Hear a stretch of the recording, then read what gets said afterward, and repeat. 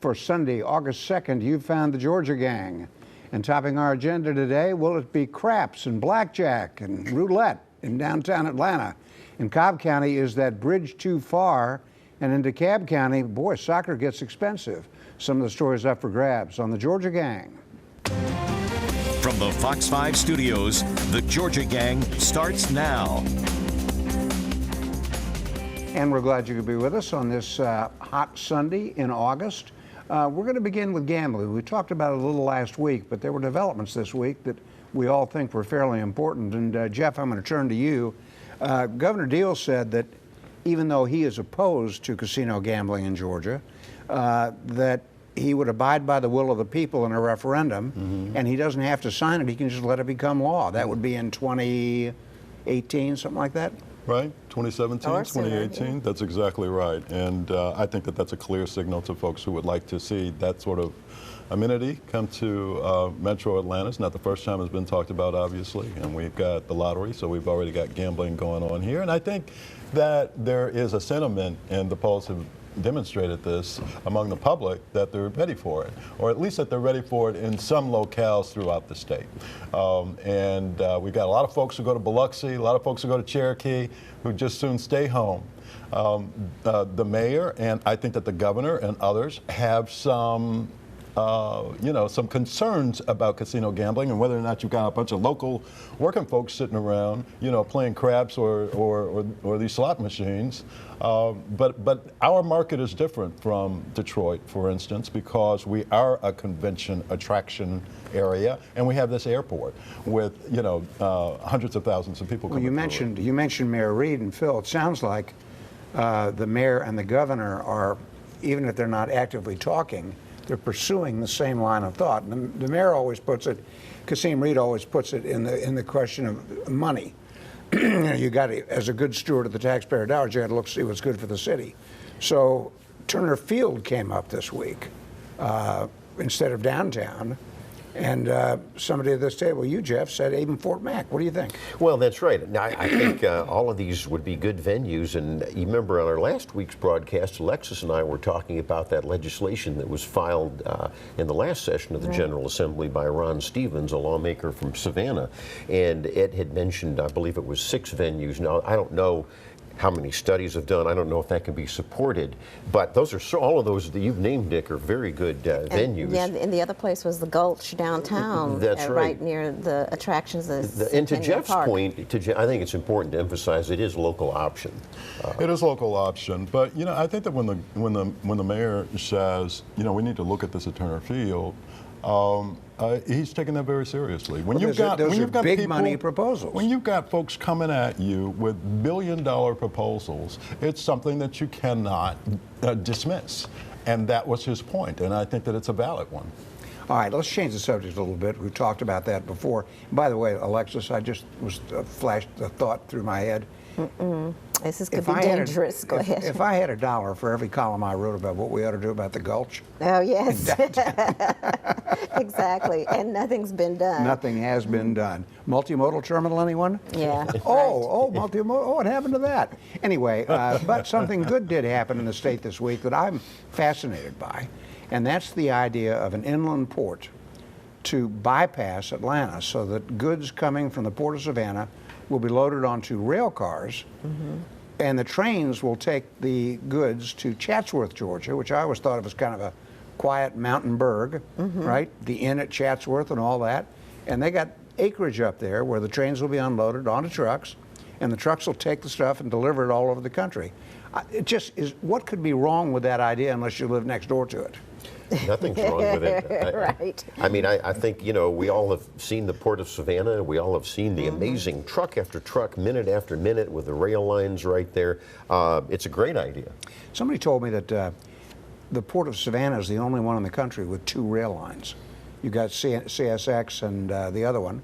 And it makes perfect sense. Norfolk Southern. 55,000 trucks would be taken off the Atlanta highways. That's a staggering number, isn't Well, it? and it's probably larger than that. Once you get those super tankers coming in there, you know, you get after the dredging, and you get the super tankers, which carry obviously an awful lot more freight, a lot more cargo, and so you know you're just looking at the current volume, but that would be tremendous. For It would be. Well, a note on and that, they the whole also Georgia- make sure that the railroad tracks are in good working order too when Right. you load up that freight. Just as a footnote, the entire Georgia delegation in Congress this week asked the powers that be in the federal government to include a minimum of $100 million in this year's budget for the port. Right. And they were unanimous in that, and we'll see where that goes. Now, we've talked a little bit in the past about the investigation of the law practice of Speaker David Ralston, not his conduct in office, but his law practice, commingling of funds from clients has been alleged. And there were some maneuvers that look to me have all the makings of a bipartisan deal. Mart Daylor, a Democrat, was named, he was the special master in the case, and he's been named to head the Judicial Nominating Commission. Qualifications Commission. I'm very surprised that a Republican governor hands that job to a Democrat. And then a retired DeKalb Well, a County... governor doesn't hand that to the Democrat. He's selected by the commission, which is not dominated by Republicans. And the governor couldn't stop that? No. No. Really? No. Okay. Well, I think there's some footnotes to that, Dick. It is just, I know it's a lot of inside political baseball, but that's what But we it's do. important, yeah. But Daylor is very close to Roy Barnes, and I think the hand of former Governor Barnes was in there. But the second part of this Judicial Qualification Commission kind of, I guess, you know, musical chairs here is you've got this Robert Castellani is taking over the role from Daylor as special master. That's the investigator of Speaker Ralston. Well, as you know, he's a former DeKalb judge and also a Democrat. I hate to see partisan politics, whether it's Republican or Democrat, entering into these very sensitive investigations. Let me say this in fairness. Castellani lives in Dunwoody. He's about as bipartisan Democrat you can get. Mark Daylor is not a crazy partisan politician guy. Yeah, he's a good, reasonable guy. You know, despite how these guys might vote when they go into the voting booth, I think that they see that they've got, you know, A civic duty. and yes, and an obligation to follow certain rules, and they're following those rules. I hope you're right. I think Mart Daylor, I think he's the husband of Kathy Cox, the former Democrat Secretary of State. He's donated to all sorts of liberal Democrats. I'm just wondering why they didn't get someone more independent. There are plenty of lawyers out there. Don't you think Roy Barnes wanted Mark Daylor? Of course. Of course. Oh, there's So the there answer. you go. Right. All right. We joked last week that the Jefferson Jackson Day dinner by the Georgia Democratic Party would have to have a name change. And it was amazing. They changed the name right after we taped. They haven't announced what it's going to be. Right. But it's not going to be Jefferson or Jackson. And isn't that sad? The founder of the modern Democrat Party, you know, obviously no human being is perfect. One of the founders of democracy worldwide. Well, one of the great, you know, architects of the genius called, you know, the United States of America. Its founding, its constitution, a brilliant writer. It's shocking what that the I think they ought Democrat to Party do- would we do got- that. to get out. My Maynard Jackson quote that he liked so much. New occasions teach new duties. Time makes ancient good uncouth. So Well, you change. we got to get out. And wipe out history? Is You that don't what wipe you out is that what you history. do? We've got to get out, but what could they call it? They could call it the Carter Day dinner after the worst president in the last 100 stop. years, right? No. They could call it the Carter Day dinner. Best They- ex-president in the last 100 years. They can't Right. call it the Richard Russell dinner because he was a segregationist. He was a segregationist. Well- Jimmy Carter ran really originally as a Well, segregationist. the Democratic So Party. come up with a name. The What Democratic name? Party, right up to modern times, was a segregationist party. So they're On in the top of ticks. that, so they had to change their name too. All right, well, Maybe the Smyrie dinner would be good. That's a good Hey, choice. look, That's a he's the good- dean of the legislature. don't know Why how many not? tickets you'd sell. All right, on that Confederate theme, when we return, more name changes and more turmoil. Stay with us. Have a question or comment for the Georgia Gang? Visit their website at myfoxatlanta.com. We don't want to dwell on this, but Governor Deal this week said that folks who want to remove the carvings from Stone Mountain of the Confederate heroes are not helpful, I guess is what he said. And he did turn it around, something I tried to say last week. Why are we worried about that? The governor would hope that we would worry about low-performing schools and that sort of thing.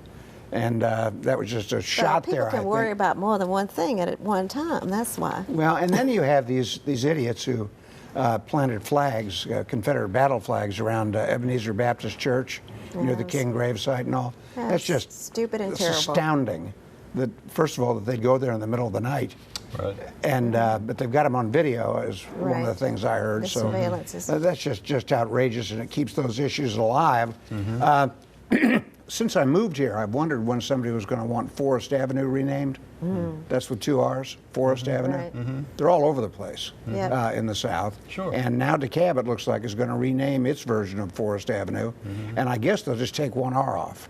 It was named, for viewers, it was named after General Right. Nathan Bedford Forrest, who was Founder of the Ku Klux Confederate Klan. general. Right. All right.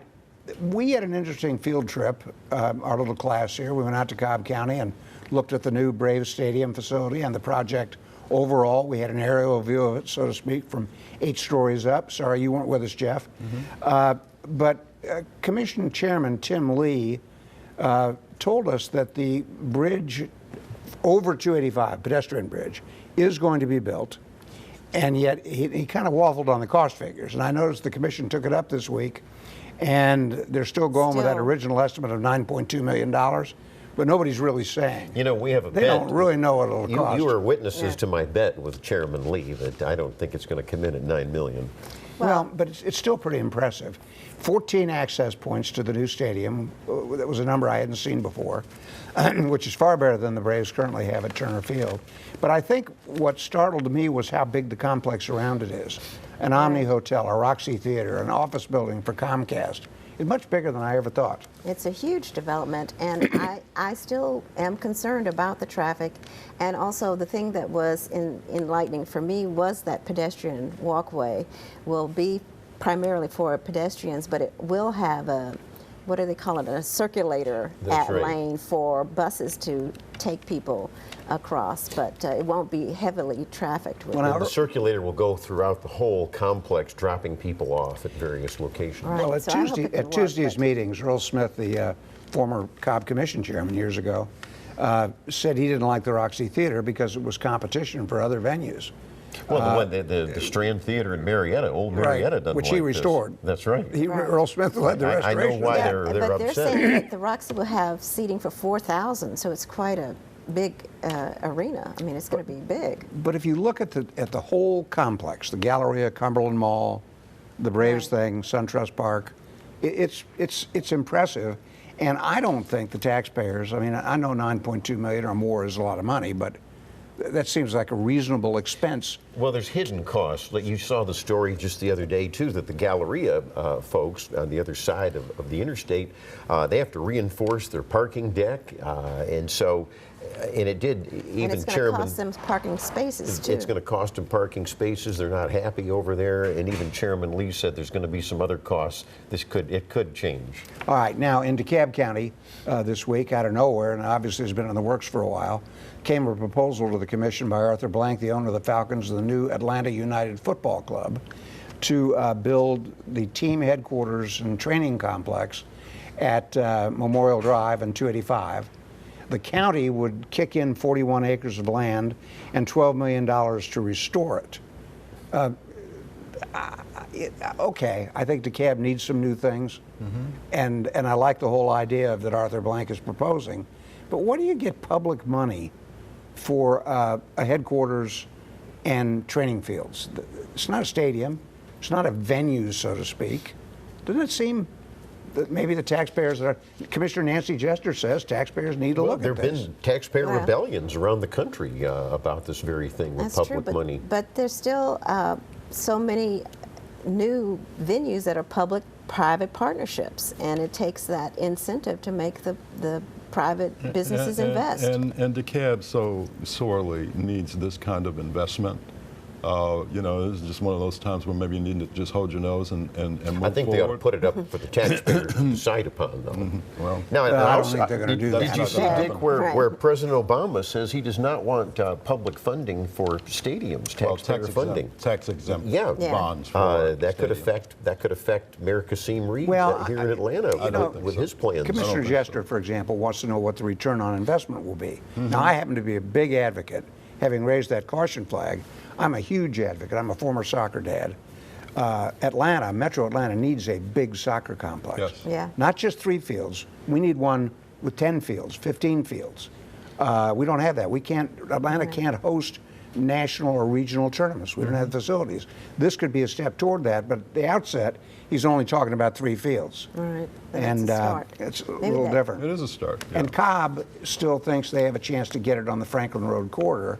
I don't necessarily think that that's going to happen. It looks like the deal is done with DeKalb. In Fulton County, there was news this week that former Commissioner Bill Edwards has been asked by the State Ethics Commission to account for $80,000 in expenses, campaign expenses. That's a lot of money to go unreported or unaccounted for.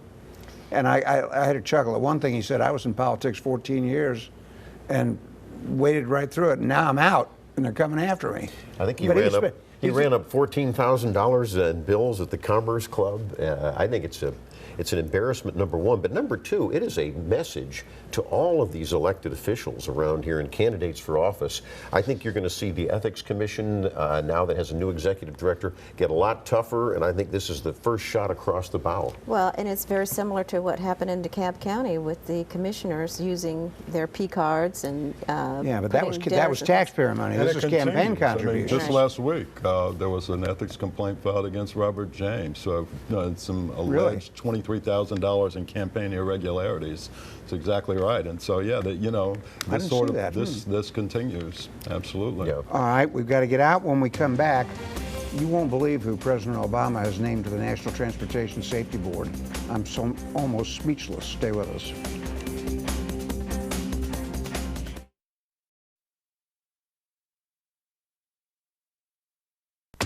Have a question or comment for the Georgia Gang? Visit their website at myfoxatlanta.com. Good news and bad news from the Obama personnel front. DeKalb County State Judge Dax Lopez, who's a Republican, it says, has been named to the federal bench by the president, nominated. And this one just astonishes me. Beverly Scott, who darn near ran Marta into the ground, and then went to Boston to be head of the MTA there, and got fired as all kinds of public outcry. Remember when they had that system shutdown? Complete shutdown during the winter storms in Boston? And Beverly Scott has been named to the National Transportation Safety Board. Oh, I think that's a terrific choice for Really? I was shocked at that. Beverly Scott. I mean, there are a few other people in the nation who have the depth of her experience. And the I mean, breadth. She's been absolutely. all over the country. She's been all over the country. She's a California. terrific lady.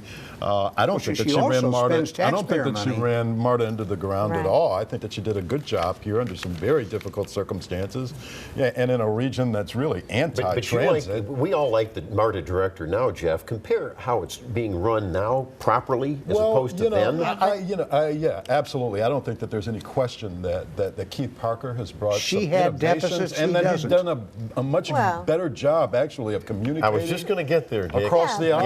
Yeah, did you hear what he just said? Yes, but at the same time, there have been changes in the way MARTA has been able to operate since Keith Parker's been here, and he's been able to work with the legislature. And that's one of the change. changes is Yeah. he's worked I really think well with the Keith legislature. has changed He's the also- culture, which I commend him for. She did not. I read a funny piece in the Boston Herald, and apparently Beverly Scott, leads the world in trips, taxpayer-funded Yeah. trips.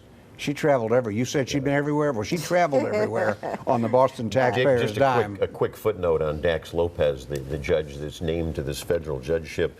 The one troubling thing, he's on the board of this GALEO, the Georgia Association of Elected Latino Officials. They're a big open borders outfit. I think that will be a bone of contention with the goodness. Don't U.S. say Senate. that. That is such a mischaracterization. He was on the board. I would certainly hope that it isn't. He is Well, a Hispanic, and he would be the first lifetime one-time appointment to a federal bench in Georgia of any Hispanic. And I think that it would be absurd because he's a member of a Latino organization that, you know, our senators would vote against him or would have any problem at all with his nomination. Well, I think his alignment with Galeo and their extreme positions on open borders is problematic, and I think it's got to be answered.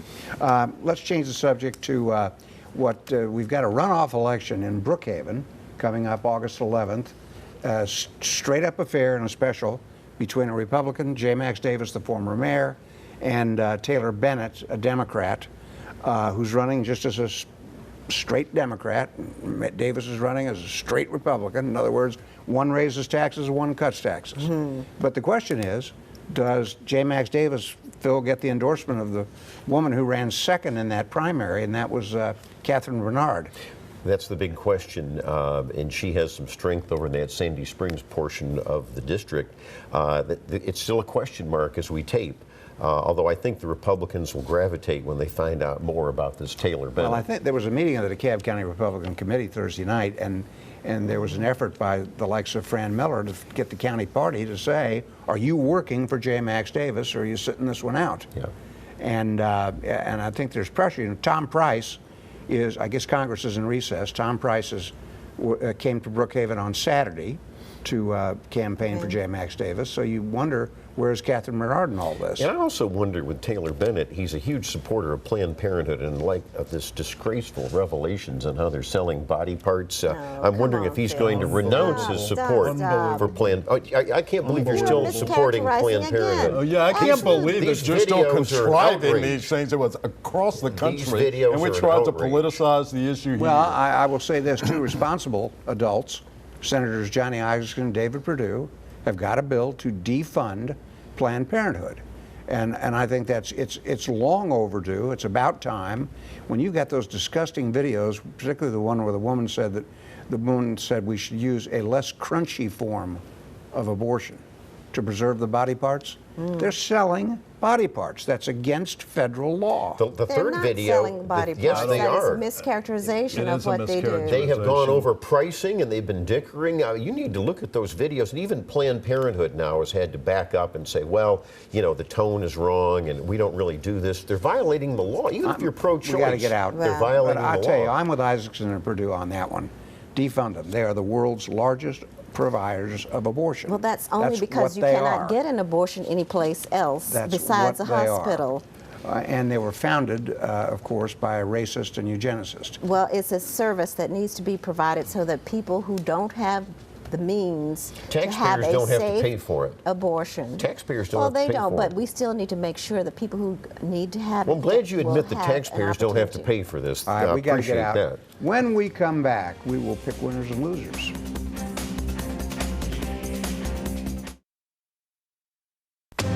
Time now for the week's winners and losers.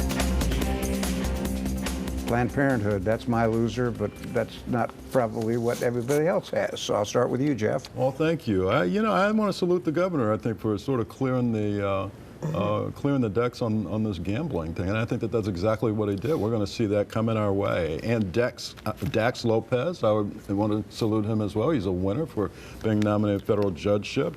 And my friend Ron Ramsey, who worked at the school system for many years and was a state senator, has been appointed to a judgeship in DeKalb County, and so he's. I better not get me traffic tickets. Don't get a DUI. Don't get a DUI. I've joked about the same thing with him already. Leaves his job at the school system. He does, as well as his Senate seat. State Senate seat.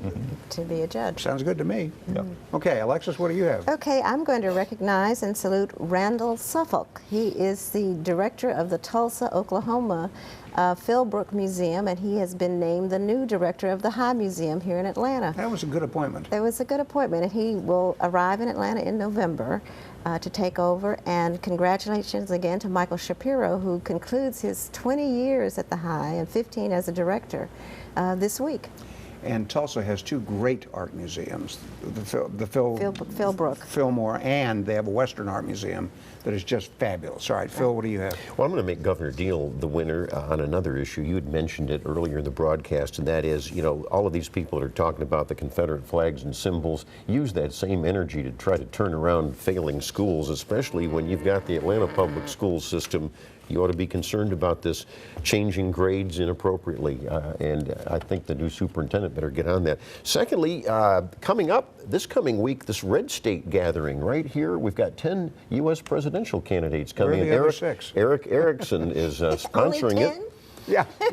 Where are the other 6? Why aren't they coming? I don't know. Jim Gilmore of Virginia made it number 16 on Friday. Are they coming Where in are they gonna shifts be? or? They are. They're coming. They Some are. are coming Friday night and some are coming Saturday. And They are. in Atlanta, where are they going to be? At the Intercontinental Hotel on All right, then. Friday and Well, then- Saturday. no, Well, they then probably didn't have enough hotel I think rooms on there. Saturday they're at the College Football Hall of Fame, I think. They are. They are. They're ending it up. It shifts, yeah. That's right. You're right, Jeff. They get shift work for 16 candidates. Right. All right, that I will make as my winner a new Facebook effort by Fox 5 News. I don't quite understand it, but go to the Fox 5 Facebook page and look for opinion and commentary. You might see some of us on there at some point. And the Braves, who have lost 13 out of 17, traded away darn near the whole roster this week. Just an astounding trade for a 30-year-old Cuban defector who's had blood disorders. I'm not really feeling great about this one. See you next week on the Georgia Gang. That doesn't sound good. The opinions expressed in this broadcast are those of the panelists appearing in this program.